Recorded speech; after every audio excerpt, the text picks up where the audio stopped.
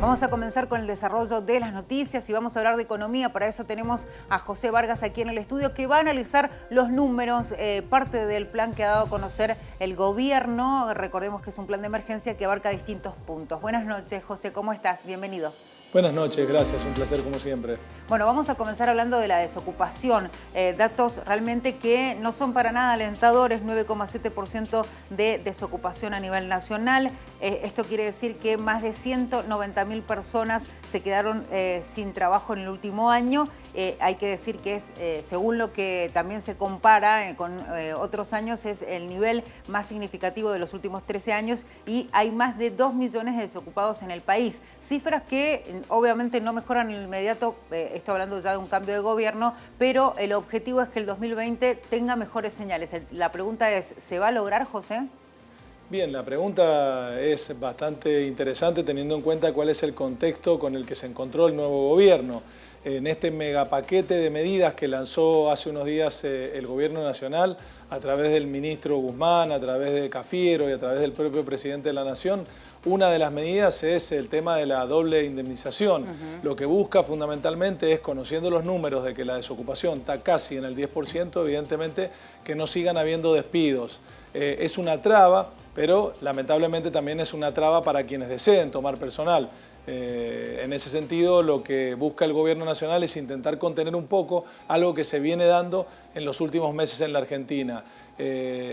Muchas pequeñas y medianas empresas, que es casi el 80% de la producción a nivel nacional, que tienen que o cerrar sus puertas o disminuir costos. Cuando disminuyen costos, el principal costo es la mano de obra. Sin duda. Bueno, y hablando de los datos de Mendoza, tenemos que hablar del 8,6% de desocupación en la provincia. Pero el dato más fino es que unas 42.000 personas están buscando activamente trabajo y que lamentablemente no lo encuentran. Ahí vemos la comparación: nacional 9,7%, Gran Mendoza 8,6%. Y todo lo que esto significa, porque decimos 42.000 personas que buscan la oportunidad laboral que no la encuentran, y que esto obviamente significa una frustración importante a nivel personal, limitaciones en la vivienda, digo, en los gastos de la familia y además un horizonte que tal vez no ven con buenos ojos, teniendo una realidad que buscan trabajo y no lo encuentran. Sí, son datos, la verdad, bastante desalentadores, tanto a nivel nacional como a nivel provincial. Con respecto a la provincia de Mendoza, según los datos del INDEC, creció casi 2 puntos con respecto al mismo trimestre del año pasado, pero con respecto al trimestre anterior mejoró un poco, y esto es un dato relativamente positivo para la provincia de Mendoza. Quiere decir que hay una parte importante de estas personas que están buscando empleo que lo han conseguido, más allá de que sea temporal o no, pero lo han conseguido. Otro de los datos que se desprende es la subocupación, quienes tienen menos de 40 horas semanales y están buscando activamente otro empleo para poder cubrir los gastos necesarios del hogar. Bueno, y vamos también a repasar los datos vinculados con los hombres y las mujeres, cómo afecta el desempleo según el género. Mujeres en el Gran Mendoza 11,8% están desocupadas y los varones 5,8%. Y volvemos a hablar de lo mismo cuando se habla de pobreza, cuando se habla de falta de trabajo. Las mujeres son una de las más afectadas, ¿no? Y estos números son oficiales y reflejan esa realidad. Sí, son datos que mide el INDEC, tanto a nivel provincial como a nivel nacional. En la provincia de Mendoza, si bien se mide el Gran Mendoza, está claro que es representativo de toda la provincia.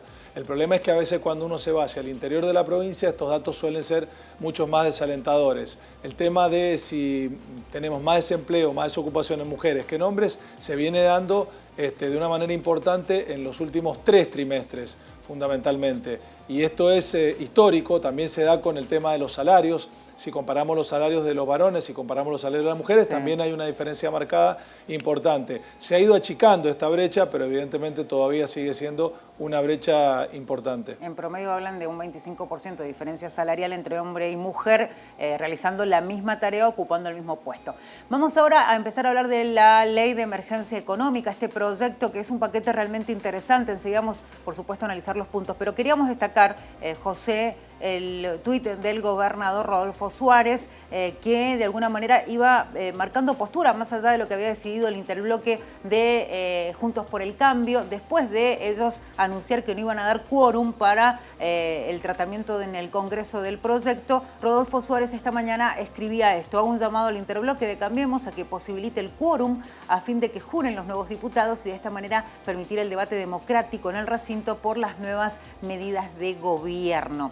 Inmediatamente después de que se conocía esto, hay que decir que Alfredo Cornejo también mandó un tuit en el cual envió un tuit o escribía en la red social en la cual también se mostraba justamente por el mismo lado de Rodolfo Suárez e invitaba a que dieran quórum porque obviamente de alguna manera es demostrar que estamos en este proceso democrático y que cumplimos con ese proceso democrático. Pero lo cierto es que el presidente Alberto Fernández fue uno de los que le agradeció a Rodolfo Suárez y a los gobernadores radicales. Ahí vemos el tuit.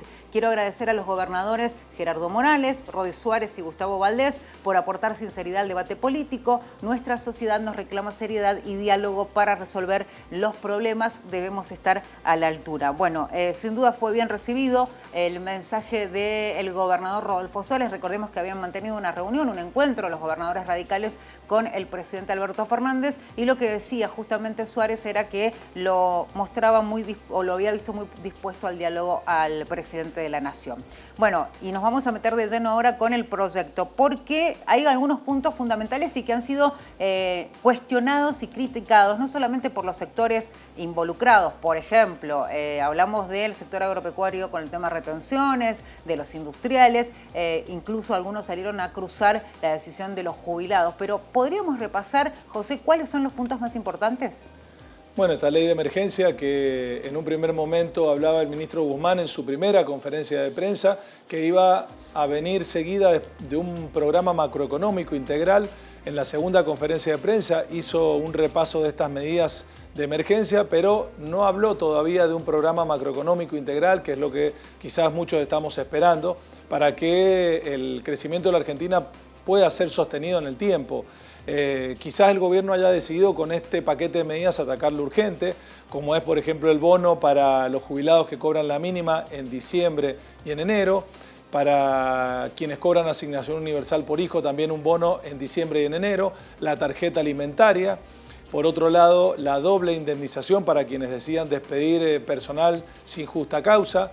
Eliminó el tope a las retenciones a las exportaciones. En este sentido ha habido una confusión porque no aumentó las retenciones, simplemente eliminó el techo, porque el sector exportador, sobre todo el sector del campo, tenía un techo de 4 pesos por dólar, con un dólar a 43 pesos aproximadamente, cuando el dólar ya estaba cerca de los 63. En la práctica es como si fuera un aumento impositivo. Por otro lado, y una de las medidas que más generó revuelo es el dólar turista, es decir, este recargo impositivo del 30% para quienes deseen comprar divisas para atesoramiento, quienes deseen comprar pasajes al exterior, paquetes turísticos, quienes compren con tarjetas de crédito en el exterior o utilicen los distintos canales electrónicos, ya sea Netflix, Amazon, etcétera. Es decir, que es una medida bastante restrictiva porque probablemente si alguien quiere atesorar, y además está el cepo, que el gobierno oficializó que va a seguir por 5 años, evidentemente es muy restrictivo esta última medida, que es la que más revuelo ha generado en las últimas horas. Voy a hablar un poco lo que mencionaba José del tiempo, ¿no? Una aplicación de 5 años que es un tiempo prolongado para este cepo. Además, hay que decir que cuando justamente salen a apoyar los distintos ministros o los distintos funcionarios del gobierno nacional las medidas del gobierno, hablan de una crisis que incluso es más grave de la que ellos suponían. Digo esto pensando ya en los números, en los informes que se encontraron a medida que iban asumiendo en sus oficinas, en sus funciones, en sus cargos. Bueno, muchos dicen fue peor de lo que esperábamos. ¿Hay una crisis tan profunda como dicen desde el gobierno? Sí, de hecho la crisis económica era bastante profunda. Ya en los últimos 6 meses de la gestión del expresidente Macri, uno en la transición supone que se van intercambiando los distintos datos, pero está claro que cuando uno se hace cargo del gobierno empieza a haber algunos problemas que quizás en la transición no se dejaban visualizar. uno de los datos puntuales y fundamentales es las reservas de libre disponibilidad del Banco Central de la República Argentina. El ex presidente del Banco Central hablaba de 12.000 millones de dólares de reservas de libre disponibilidad, más allá de que el total de reservas son 43.000 millones. El gobierno de Alberto Fernández, conjuntamente con el nuevo titular del Banco Central, hablan de 8.000 millones de reserva de libre disponibilidad, que es lo que está pidiendo a través de esta ley de emergencia el gobierno, poder utilizar a cambio de unas letras para poder pagar endeudamiento. El gobierno en esta ley habla de 5.000 millones de dólares aproximadamente. Por eso uno ve que el riesgo país bajó y que los bonos empezaron a subir y a mejorar su cotización. Esto tiene que ver con que el gobierno, a través de una ley, va a buscar los recursos necesarios para hacer frente a los compromisos de deuda. José, te voy a hacer una consulta un poco, tal vez desde tu óptica, el análisis que podés hacer de la postura que puede tomar el campo. Volviendo al tema retenciones, porque se han mostrado sobre todo disgustados porque no hubo una convocatoria al diálogo, más allá de que el gobierno dijo iba a existir esa convocatoria. De hecho, el presidente Alberto Fernández en una entrevista decía en la jornada de ayer, o del lunes mejor dicho, que los iba a llamar durante estos días, obviamente, a llevar adelante un encuentro. De hecho, el lunes quedó frustrado el encuentro con la mesa de enlace. Pero más allá de esto, y digo, teniendo en cuenta que están las distintas agrupaciones, federaciones o asociaciones que representan a los distintos sectores del campo, se da la posibilidad de que, por ejemplo, hablando de retenciones, haya tarifas diferenciales o porcentajes diferenciales para los pequeños y medianos productores, que son los que dicen están casi al borde de la extinción. Sí, probablemente haya algo de eso dentro de las próximas medidas que seguramente van a anunciar una vez que salga esta ley de emergencia. Está claro que cuando uno habla del campo tiene a los grandes exportadores, tiene a los medianos y a los pequeños. Hay algunos que están sufriendo más esta situación que otros, depende también cuál es el destino. Está claro que el que exporta recibe un dólar al tipo de cambio oficial, pero tiene unas retenciones, con lo cual termina recibiendo mucho menos. Para dar un ejemplo, el sector sojero está recibiendo un dólar a 40 pesos aproximadamente. El gobierno me parece que fue bastante astuto en este sentido, bastante hábil, de eliminar el techo de las retenciones y no hablar de un aumento en las retenciones, claro, aunque en la práctica es lo mismo. Por eso el presidente Fernández dijo que cuando tomaran la decisión de aumentar las retenciones, iban a convocar a la mesa de enlace, con lo cual por ahora esto todavía no se ha dado. Bueno, y por último, repasar los datos que se conocían hace un rato nada más relacionados con la canasta básica en la provincia de Mendoza, que ya llega a más de 32.000 pesos. ¿Y por qué la diferencia? Digo, teniendo en cuenta lo que el INDEC dio a conocer, que habla de una canasta en promedio de más de 37.000 pesos. Digo, los números y la diferencia, antes era al revés, digo, la canasta mendocina era más elevada y ahora el promedio de la nacional ha pasado por encima a la de Mendoza. Sí, con respecto a las canastas básicas hay que tener en cuenta que la canasta básica que mide el INDEC es un promedio de todas las canastas básicas de la mayoría de las provincias del país. Hay provincias donde su nivel de precio ha crecido considerablemente en estos rubros fundamentales que mide la canasta básica. En la provincia de Mendoza ha venido subiendo, pero en los últimos meses no de la misma forma que ha venido subiendo a nivel nacional en promedio. Con lo cual nuestra provincia ha quedado casi 5.000 pesos por debajo. Es una marcada diferencia, porque no es lo mismo una canasta de 37.000 que de 32.000 pesos. Claro. Sigue siendo un valor relativamente alto y a las claras se está mostrando cuál es la línea de pobreza que tenemos, tanto a nivel provincial como a nivel nacional. Esperaremos los datos de pobreza para saber en qué porcentaje nos estamos ubicando, aunque se estima que estamos bastante cerca del 40%.